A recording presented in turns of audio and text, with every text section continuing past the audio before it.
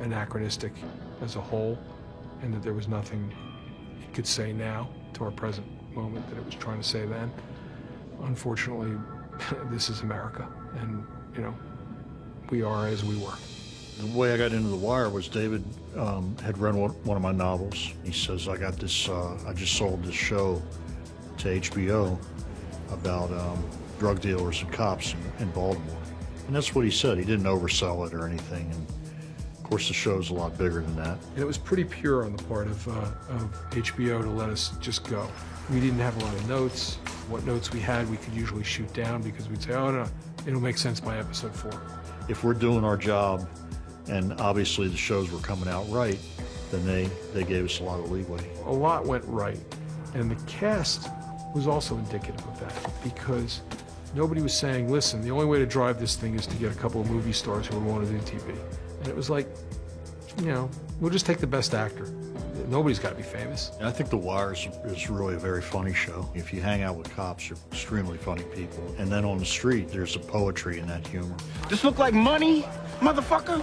Money be green. I had an unofficial deal with David that I would write the penultimate episode every season, which is where a lot of people happen to get killed. It got to the point where the actors didn't want to read my scripts, you know?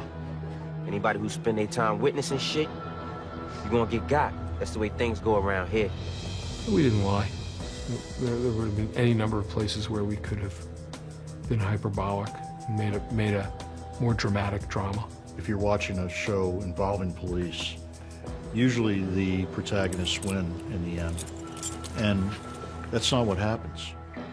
And so we just tried to stay true to life.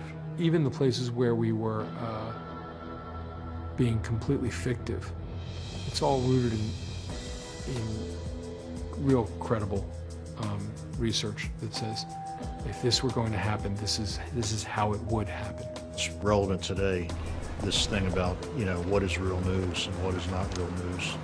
And I think we're a little bit ahead of that. We used Baltimore as a schematic to argue about where we are. And that's what I think we did best in the show, is, just in my opinion, is showing people the real machinations of a city and why things are the way they are. TV needs more of that. It needs more people sitting down in writers' rooms and saying, why are we making this show and what do we hope to say at the end? Take all the problems as addressed in The Wire and ask yourself the final question. You know, what is it we're paying attention to?